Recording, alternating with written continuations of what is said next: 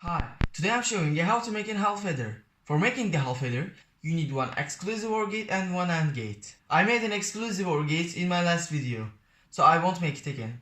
Now I will make an AND gate.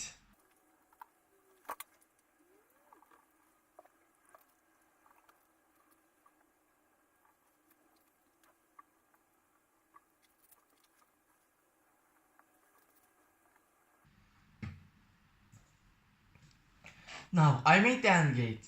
Now connect the exclusive OR gate and AND gate each other.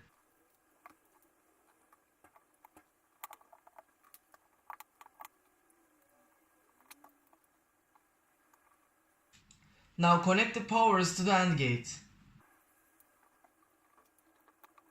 Now our half adder is done. Now let's try it. 1 should be 1. 0 should be 0. And 1 should be 2.